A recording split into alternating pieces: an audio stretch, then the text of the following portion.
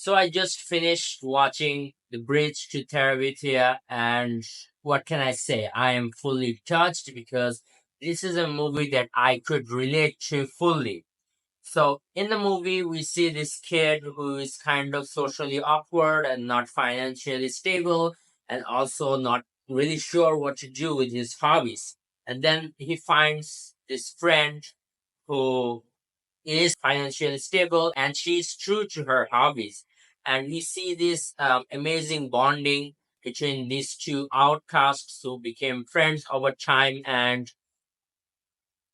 it was a very good friendship that transformed the protagonist's life forever, but it ended in a tragic way.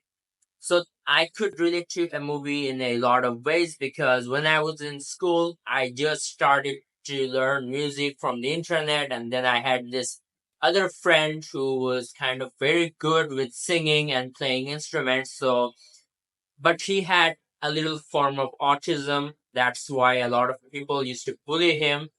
But he kind of resonated with me a lot, and whenever he saw me sitting alone and whatnot, he came over. We had a conversation about music and whatnot. And he would sometimes listen to a few of my tracks, which were horrible at that time, but he did encourage me to keep going, and it would eventually lead me to become a better producer or a better songwriter, etc. So he and I bonded over something which was music, and I wasn't very good at it, but we used to talk about it, and yeah, it did create that sort of a space for me that in school I could talk about music to my friend, and he used to give me a lot of feedback, and we used to talk about stuff, and it was a good passing time. So I tried to bring him over to my studio and make him record a song or two. And I did record a song with him, but we were off tempo because we didn't really know what to do with computer stuff and what tempo was and whatnot. But yeah, he used to get bullied a lot, but I felt like with me he had a connection, and I had a connection with him. We were like friends, and it was a good friendship and something that I missed to this day. For reference, I'm like 25 right now, and he died when I was in high school. So what happened was he wasn't as good with his studies like I was. He tried to memorize a lot of stuff, and he tried very hard to do good in school, but unfortunately, his autism just wouldn't let him to be his best self. He sometimes forgot a lot of stuff. So a lot of the time, I did counsel him, I did talk to him, but there was this one day where he failed in an exam, and I saw him leaving the school with a very depressed look, but I didn't really go over to him and counsel him because I thought that maybe I'm gonna talk to him the next day. He's been sad before and whatnot. At the time, I did ace the exam, so I was like enjoying and whatnot. But the next day, I found out that he died. He died he jumped in front of a moving train, and you could say it was suicide. So I felt guilty ever since because I should have just talked to him. Maybe I could have prevented his death. Maybe if I wasn't so lost in my own victory, I could have saved a person. But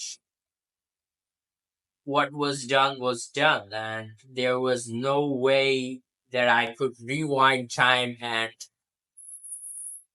talk to him to save his life. So even now, I still think about him because he was such a good friend to me. And I remember we were working on a project in a science fair, so I couldn't come up with good ideas. So what I did was I came up with a video game idea where people would um, answer questions and they would have this pattern going on. And if they got everything right, they would get a good message in the end. And if they got one or two questions wrong, it would turn into a hard mode. But even if they succeeded in the hard mode, they would get a different question at the end. I really hope I'm able to make sense of what I'm trying to say here. So I didn't win the science fair because obviously my game wasn't really innovational. But then he told me that, hey, a lot of people went here and talked to you and played your game. There was like a big line of people who wanted to play the game.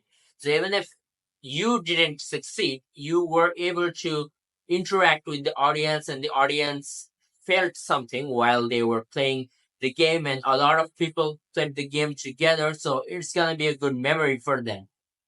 And it did light up my day because I was very depressed because I didn't win any prizes. But he told me that sometimes prizes aren't the best thing to remember. The best thing to remember is that the impact you have on the people.